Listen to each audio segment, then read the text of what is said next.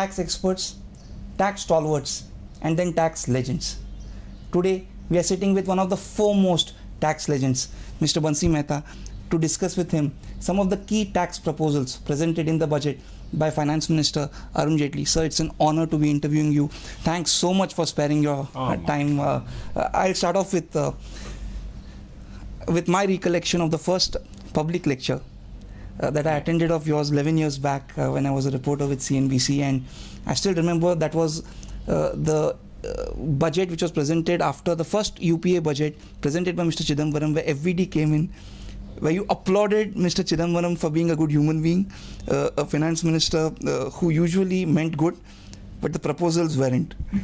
In this budget of Mr. Jaitley, I want you to give two takes. One, on the intent part, and two, on the tax proposals part. Do the tax proposals reflect his intent, and are you at least happy with the intent, Bansi bhai? Well, I think what I would like to say is that intent is something which can be individual in relation to a given proposal, and intent can also be general in relation to the overall proposal. Now, I guess that the overall finance bill is such that his intent seems to be up. And heart is in the right place. Right place. But I won't go to that extent that the heart is in the right place, because you see, he had to do a very, very complicated job after the setback in the last 2 years in the economy. So I guess he did his best, and I'm very, very happy that he has put in his best effort. But I think my point is that people expected much more out of this finance bill, much more in terms of opening up, because jobs will not be created unless business expands or new businesses are set up. And creating of jobs can be in a very negative way. Lord Keynes said that if you want to create jobs, you dig pits so that people will be required to fill them up. But that's not adding to any economic wealth. Sure. So similarly here, there are a couple of provisions where he'll create jobs, but jobs for only doing paperwork, not for producing wealth.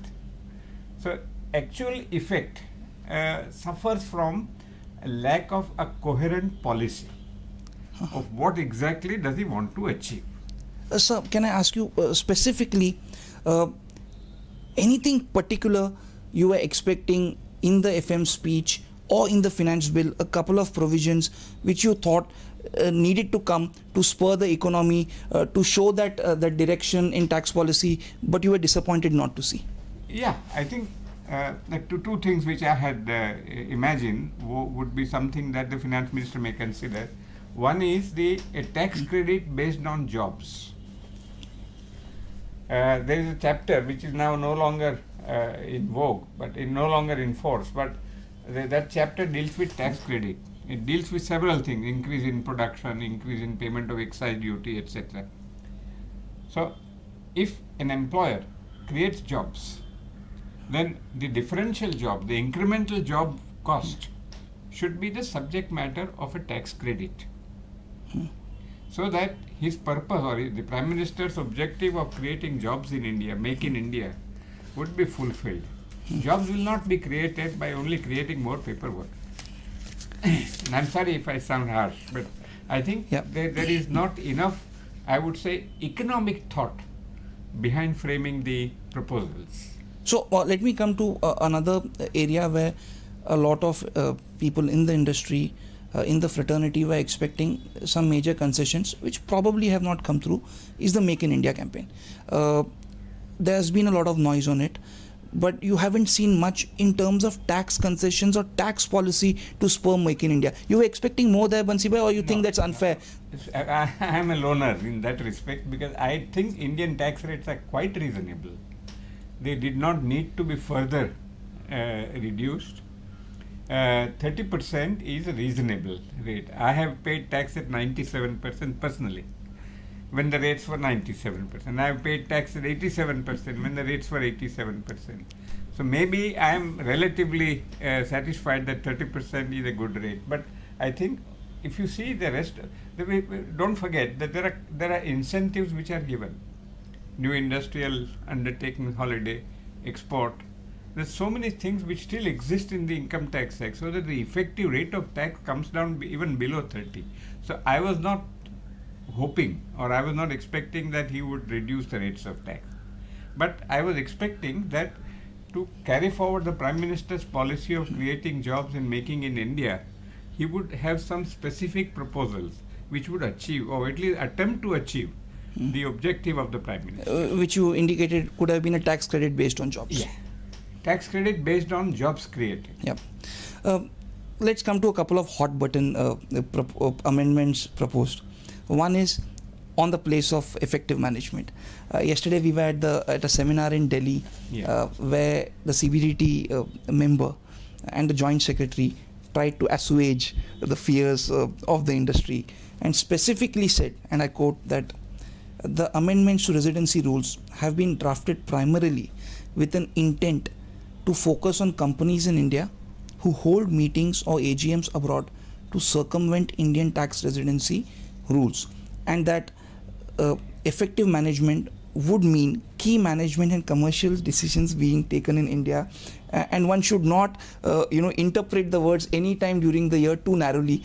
They felt that the tax professionals were hyperventilating on that. Bansi bhai, does this clarification in some way assuage you? I'll put it this way, that first of all I must appreciate the graciousness of the member who has made this clarification. But my old-fashioned knowledge of income tax law and its jurisprudence tells me that the law is not interpreted by its intent. The law is interpreted by its effect. So I am afraid that no matter what assurance is given, let's assume for a moment that this would be translated into a specific instruction of the Central Board of Direct Taxes. But again, those instructions can be withdrawn. They can be changed. Yep.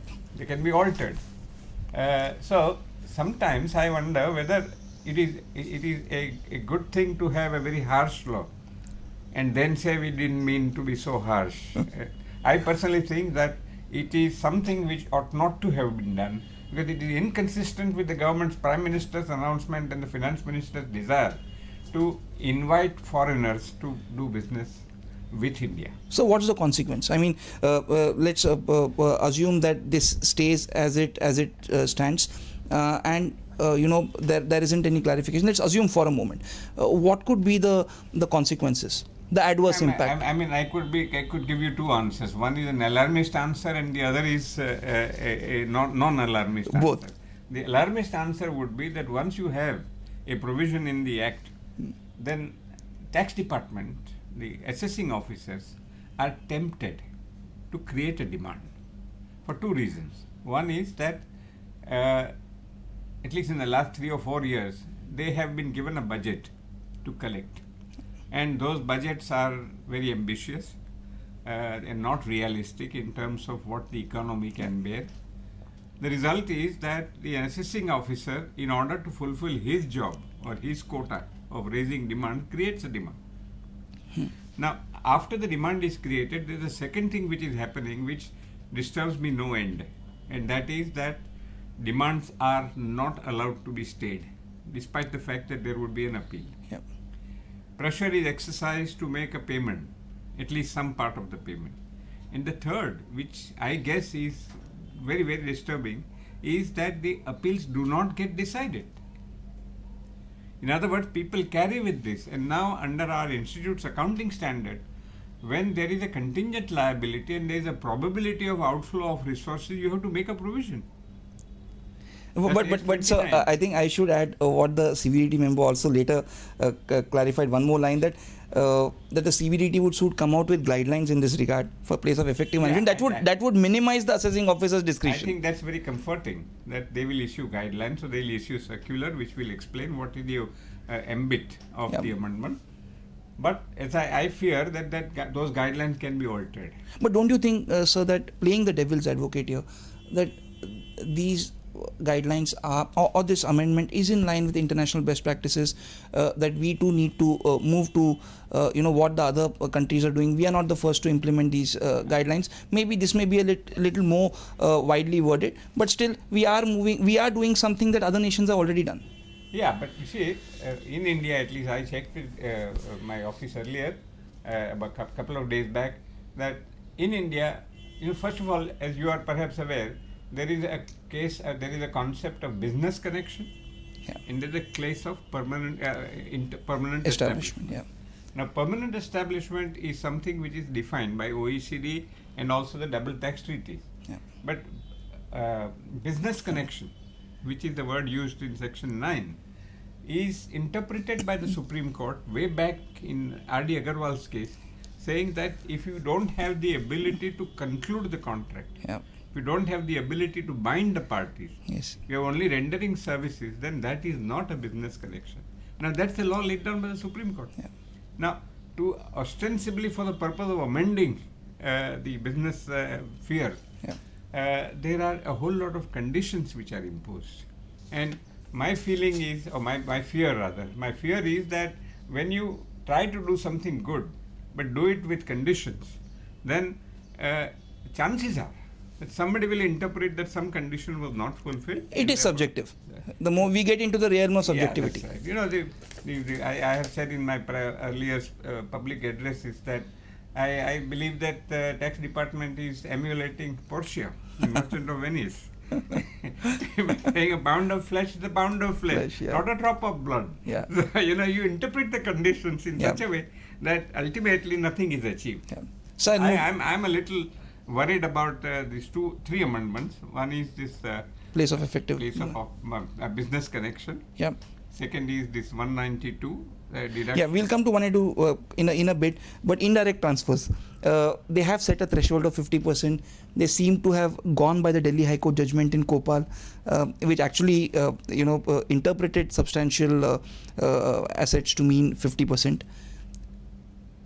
Are you satisfied with the threshold being set? There are some who say that the rules are quite, it's quite complicated, the formula, the way to calculate, and so on and so forth. But overall, do you think the clarification is welcome?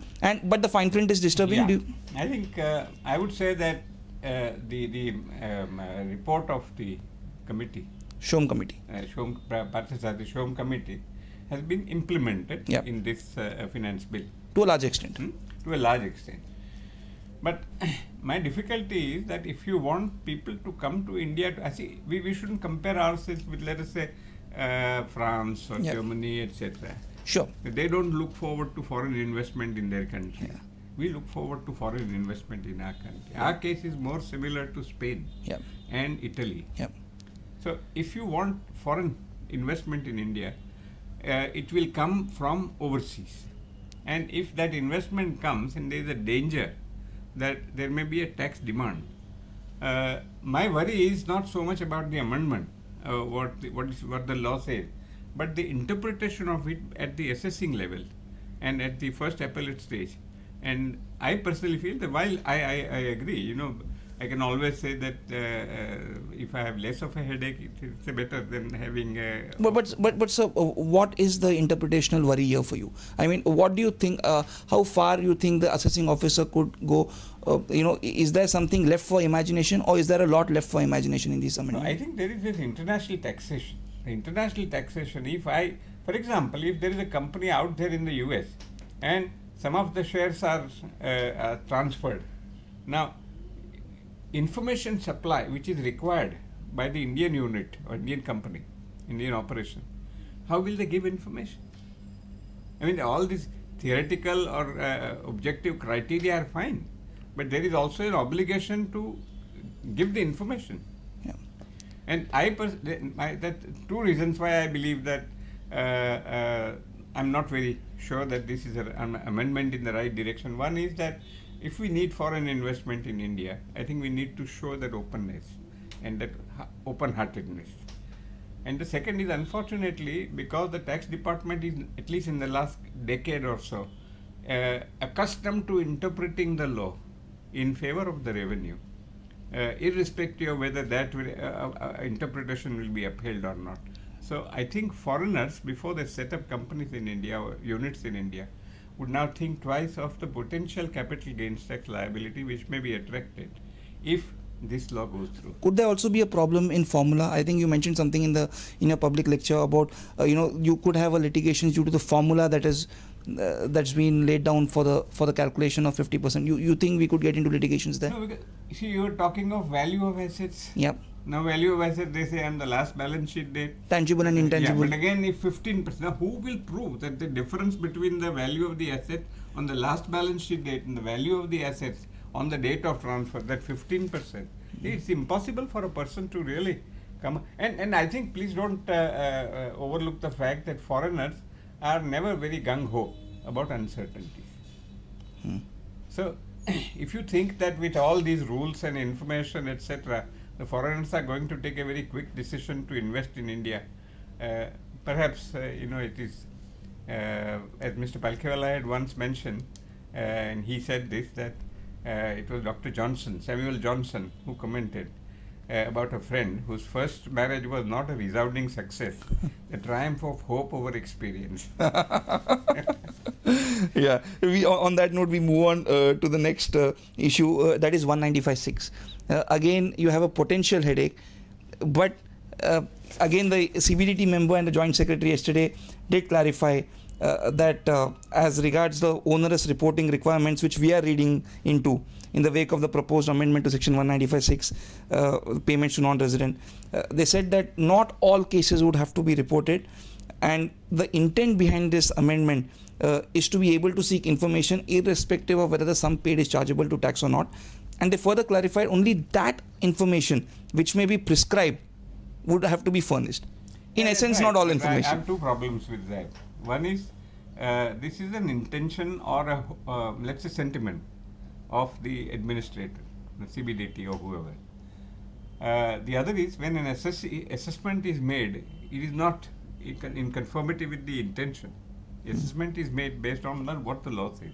And what the law says, if it is capable of two interpretation, I have no doubt in my mind that at the assessment level, the officers will take the view favorable to the revenue. But they will prescribe. So they're saying that only that information which may be prescribed would have to be furnished. So maybe they would keep it narrow and they would not make it all encompassing as we fear. Yeah, I'll be glad if they really prescribe the rule in a very, very narrow way. But unfortunately, unlike an act in Parliament, which is passed by Parliament, a rule can be amended by CBDT. Yeah. In other words, it's a fluctuating state of intention. That intention which may be written down today can undergo a change, and that change can be for the worse. But do you think, in principle, sir, that having some such information, you're having deals happening all over the world. We are truly a global economy. Everyday payments are being made, and see, at least the department would like to keep some track of the payments that are being made. Any leakages happening, at least some leeway should be given to the department. Don't you think so? No, I think let's put it this way. It's a very theoretical question. Whether leeway, I think ultimately the question of giving leeway to the tax department should be rather looked at it from the point of view of giving leeway to the taxpayer. Because as far as the tax administration is concerned, they unfortunately have been accustomed to a culture of raising demands. They are not accustomed to deciding a matter judicially. Now, the litigation that will follow because of this past backlog of culture is something which is not good for the country. On the next issue, section 263,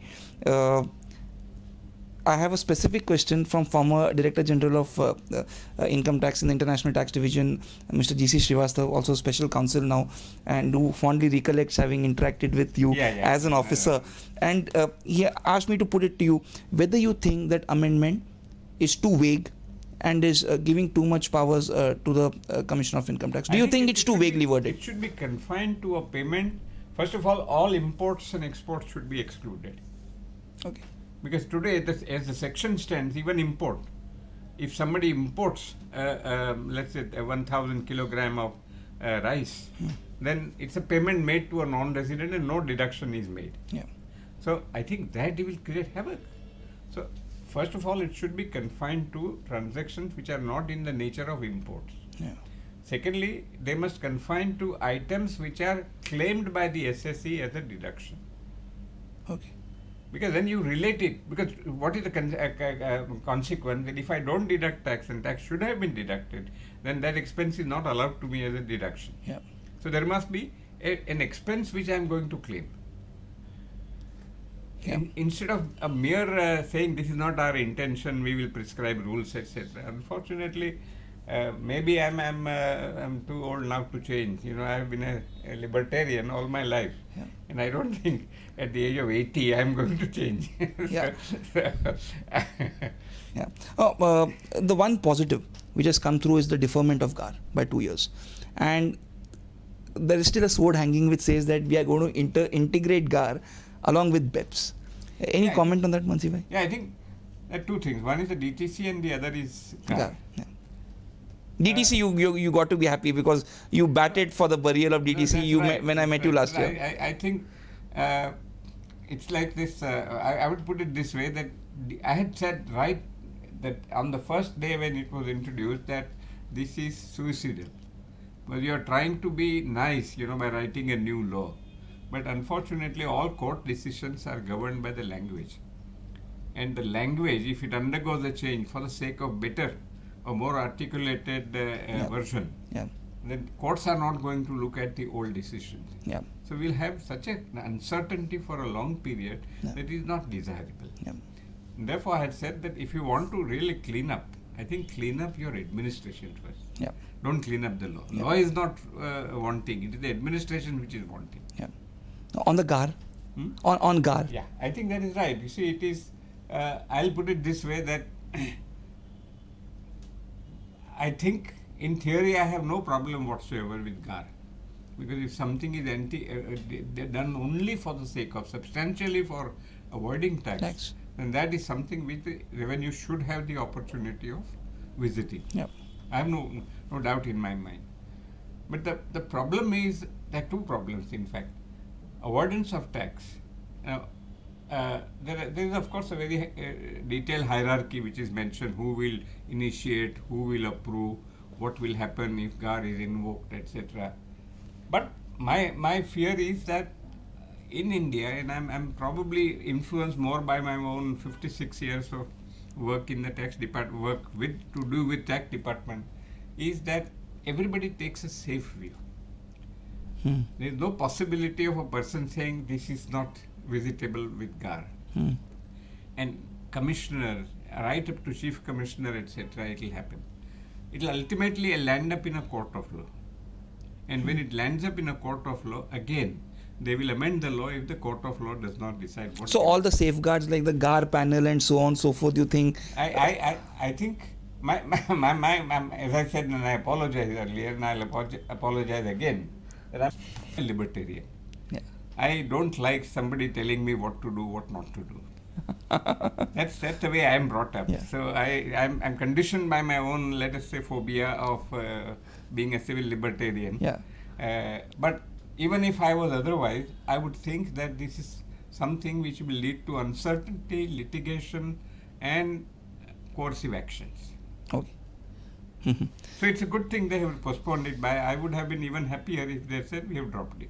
I know this is not related to the budget, except one mentioned by the finance minister, but I would want to ask you that, since it's a rare interview, base erosion and profit shifting, the BEPS project.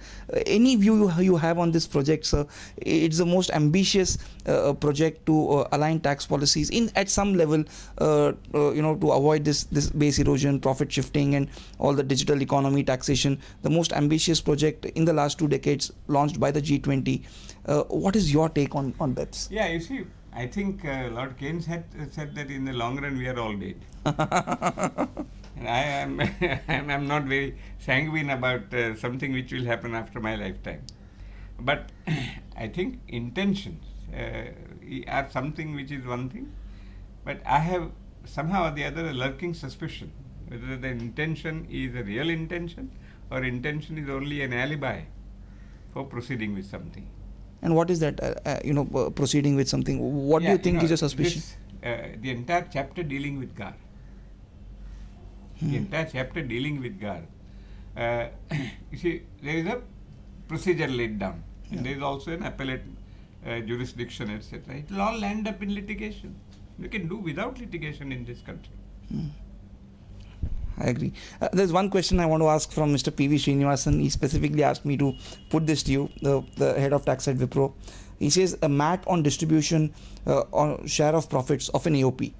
which is assessed under Section 86 of the Income Tax Act. The clarificatory amendment says that MAT will not be liable in the hands of company if it's the beneficiary. He wants to get a clarification from you. Is this amendment, will it also apply to past years? Obviously no, because that's not what the finance bill says. Finance bill doesn't say that it will apply to assessment years. I think 16-17 is the year for which this amendment will apply. For the past years, you have to argue on general principles. That if tax is not payable under Section 86, then how can you tax it under a different section? So MAT on FIs, there is a clarification there as well. Again, the past year question. So past year is one, but apart from anything else, even in the future, the question is that tax is payable either under MAT or under noble principle. The very idea of MAT was that people are declaring dividend but not paying tax. So the objective is laudable. I agree with this. That something must be paid. In the US also you have this minimum tax, which is also now carried forward. It is not as if it's a lifetime's loss. It's a carry forward. With all that, I agree that there is a sufficient cushion. But if the law was not what the law now says it is for the past years, how can you apply this law to the back years? However, there are some court decisions, but they are mostly in relation to procedure, which say that if something is an amendment which is carried out later, but that amendment is to clarify, then the amendment will apply to back years also. Like for example, there is a provision which said that there is a disallowance under Section 43B, but if the amount is paid before the due date of the filing of the return, then that disallowance does not apply. Unfortunately, that amendment came a little later. But the courts have construed that amendment to say that it will apply to back years also. So I think the argument to say that this amendment will also apply to past years will have to be built around the argument that this is to clarify and not the amendment law. One important mention in the FM speech was getting tough on black money, introduction of a new black money law, and saying that we are going to put tax evaders behind jail for 10 years. Do you think in some ways we are moving the route of countries like US where tax frauds are criminal offenses? I think no one can really reach the level of the US when it comes to enforcing the law. Their methods may or may not be acceptable to libertarians like me, but they are the ones who implement and enforce the law. Other countries, I am not so sure. But wouldn't this discourage tax frauds in India? To some extent, maybe tax evaders may get jitters. I think anything that improves the climate for honest tax compliance is always acceptable to good citizens. And I personally feel that if you increase the penalty or penal consequences, to that extent a person will think twice before doing any evasion or before maintaining a foreign bank account without disclosing it, etc. So I think it's a good thing that they are doing it, and we hope that they will not compromise this position by disclosing, as unfortunately the Revenue Secretary has said, that some kind of an amnesty scheme. And I'm against any amnesty scheme. If a person is wrong, he must be punished. But he says it's not a one-time amnesty. I mean, probably you think they're playing with words. How many disclosure schemes have come in the last 20 years? You'll be surprised if I tell you the number more than 10. Under different garbs. You did say in your public lecture that the legal validity of amendments made in certain other acts, while this finance bill or in the finance bill, is a bit suspect. Could you expand on that, sir? First of all, even in my public lecture, I did say that I'm an accountant. I'm not a lawyer. But as an accountant, it is my habit to study something which I don't know. And I checked up the Constitution. The Constitution contains a concept of money bill. And what is a money bill is defined. And that says only relating to certain aspects which are specified in the Constitution. So anything that is included in a finance bill does not, merely because it is included in finance bill, does not become a money bill. If it is not a money bill, a money bill has an advantage. and which is very appropriate for You don't this have to government. pass it in the Rajya Sabha. It only has to pass in the Lok Sabha, the money bill. Pass, and then you have to wait for 2 weeks for the Rajya Sabha to Consider it, if to debate it. If it is not, then it is considered to have been passed. Absolutely. In other words, that for money bill, there is a certain different way of legislation. Yes. So, if you want to make an amendment, and I am saying this again as a layman, that you want to redefine the permissible transactions, exchange control, and everything which is now taken away from Reserve Bank and placed in the central government. Can you do that without Rajya Sabha's approval, which otherwise in the ordinary course would have been needed? My fear or my doubt in my own mind is that I think in fairness, the amendment to Foreign Exchange Management Act, like the Insurance Act, should have been through a separate bill. Yeah.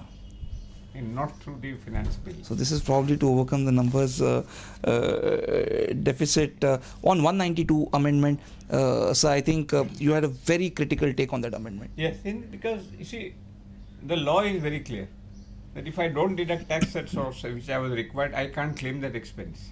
Yeah. There is an amendment in the law, and I wholeheartedly agree with that amendment, because that's the way in which law can be enforced. Because there is a penalty or there is a stick. Yeah. Unfortunately, what they are now doing is that to be able to say whether that should have been considered in arriving at the estimated income chargeable under head salaries, you have proof. And that proof will be collected. Now imagine a company like L&T, which I mentioned in my lecture. They might be having at least 100 places where they disburse salaries. Now each one of that 100 places will have to collect proof, and then obviously those proofs will have to be retained. The TDS section will demand that please give us the proof. There could be also the possibility of survey operations, and unfortunately survey operations are sometimes good, sometimes not so good, because the manner in which the survey operations are carried out not exactly is what the law intended. So I think 192 ought not to have been amended at all, because you are throwing a burden on the disbursing officer, and that burden will again need to be documented, and the documentation can be the subject matter of verification. It will create a huge amount of workload. Yeah, you're creating jobs, but in the wrong area. Yeah, so I said that if the jobs are to be created, then I think I would endorse this amendment saying jobs are created. Yeah. But not productive. Not productive. Yeah. Last question to you, sir. People always talk of a budget from the point of view of, the tax advisor, the taxpayer, from the government's point of view. But I want to ask you, the amendments that have come through over the last few years, even this budget, over 70-75 amendments, what does it mean for tax professionals? What would you advise the young tax professionals or those in their mid-30s? What do these amendments mean for them? Yeah, I think there are two things which I would like to say. First of all, irrespective of what the tax representatives, accountants or lawyers or etc. Are saddled with responsibility, if it's a good amendment, I think they have to fall in line. So ultimately, the test is whether the amendment is good. I think the fact that something will be now required to be attested, because every time there is something, then they require a tax audit. Yeah. And I have said this publicly, the tax audit was intended to be a substitute for detailed scrutiny. In actual fact, what has happened is, the tax audit report is filed, but you receive once again a detailed inquiry from the tax department asking for all the questions, which delays the assessment, which adds to the cost of the representation, and ultimately it also leads to disputes. Yeah. So I think the responsibility of the chartered tax accountants, etc., is purely from the point of view of the being a chartered accountant. I think it's a good, but again, these are not the jobs that I want to be created. The jobs to be created should be in production services. It's not really a service. Compliance is not a service, because it doesn't have any sanctity. So you believe that most of these amendments are more compliance driven? Yeah. So the work, I would be happy if chartered accountants and lawyers, etc., get work in a productive manner. So I'm not very happy that now this will throw up some new areas of work for chartered accountants or lawyers. So finally, your rating for the budget on the tax proposal side, income tax proposal side, out of 10, how much would you rate? I wouldn't go beyond 5. That's quite harsh, sir. Yeah, but I qualify, I apologized earlier and I'm again apologizing that I am a person who has been brought up on the staple diet of libertarian thoughts. So I can't change at my age, I'm 80. On that note of libertarianism, we end this interview, sir. It's been an absolute pleasure interviewing you, and we hope to have you back in the interview next year. Thank you so much. Thank you. Thank you.